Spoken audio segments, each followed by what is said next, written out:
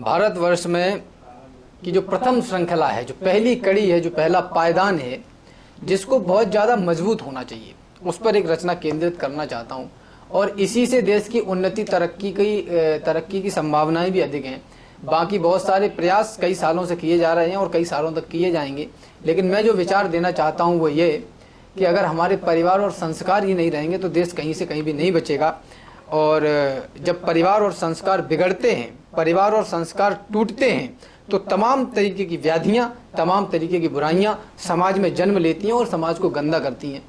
निवेदन करना चाहता हूं कि परिवार मात्र बीवी और बच्चों का नाम नहीं होता, परिवार कभी अलगाव भरा कोई पैगाम नहीं होता, परिवार कभी भी एहसासों का गला नहीं घोटा करते और प्रतिकूल परिस्थिति में मन कभी नहीं छोटा करते। परिवार सदा उम्मीदों को ऊंची उड़ान दे देते हैं, जीवन में हर एक मुश्किल का समाधान दे देते हैं। परिवार प्यास में गंगा और यमुना की धार बना करते हैं, बीच भंवर में नाव फंसे तो ये पतवार बना करते हैं।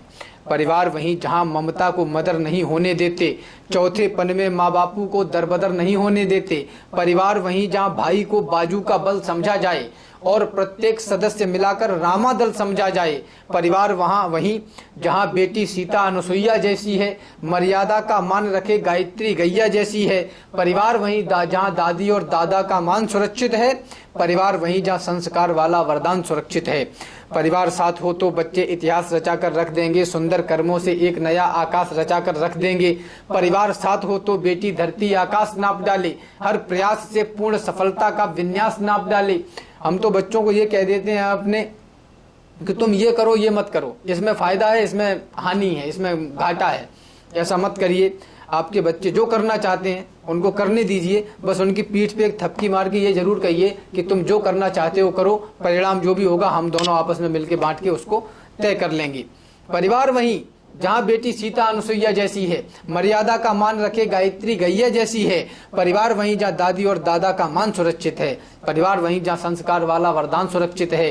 परिवार साथ हो तो बच्चे इतिहास रचा कर रख देंगे, सुंदर कर्मों से एक नया आकाश रचा कर रख देंगे। परिवार साथ हो तो बेटी धरती आकाश नाप डाले, हर प्रयास से सुपूर्ण सफलता का विन्यास नाप डाले। परिवार साथ हो तो संतानें कृष्ण राम जैसी होंगी, वो वरदान विधाता का अब्दुल कलाम जैसी होंगी।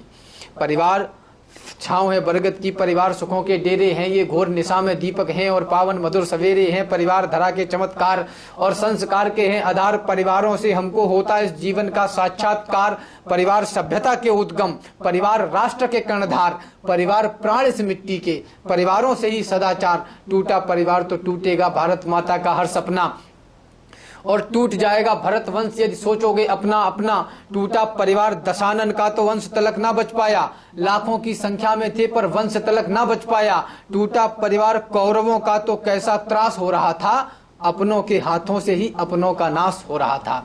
इतिहास में से एक पौराणिक तथ्य उठा के आप लोगों के बीच में रखना चाहता हूँ, उदाहरण देना चाहता हूँ कुछ कि चक्रवर्ती राज था अवधेश कहलाते थे वो, 4 पुत्रों के पिता प्रथमेश कहलाते थे वो। 10 दिशाओं में हुक्म चलता था जिनके नाम का, जिनके आंगन में हुआ अवतार था प्रभु राम का, जिनके आंगन में स्वयं ब्रह्मा भी आकर झूमते, जिनके दर को देवगण मंदिर समझकर चूमते, जिनके हथियारों के आगे शत्रु टिकते ही न थे, भागते थे प्राण लेकर रण में दिखते ही न थे। वही दशरथ आज चौथेपन में देखो डर रहे, परिवार की दूषित कपटता में उलझकर मर रहे।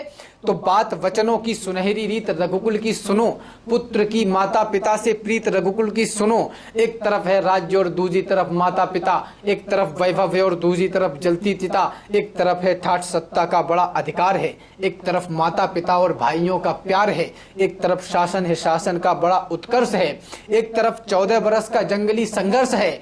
तो मुस्कुराकर राम ये बोले मेरी मैया सुनो, अर्धांगिनी सीते सुनो, गुरुतात और भैया सुनो। राज रघुकुल का हमारी रीत से बढ़कर नहीं और भरत भैया की पावन प्रीति से बढ़कर नहीं। परिवार खुश ना कर सके तो राम ही किस काम का, नाम ना चरितार्थ हो तो नाम ही किस काम का। छोड़ सिंहासन हृदय की आस को फिर चुन लिया, राम ने 14 वर्ष वनवास को फिर चुन लिया। हम तो कुछ बर्तनों पे, कुछ कटोरियों पे या फिर 2-3 प्लॉटों पे एक दूसरे का कत्ल करने तक के लिए तैयार हो जाती है। राम ने 14 वर्ष वनवास को फिर चुन लिया। खास करके मातृशक्ति को ये सुनना चाहिए, एक राजा की थी पुत्री, एक राजा की बहू, वो पति के प्राण थी, उसके विषय में क्या कहूं।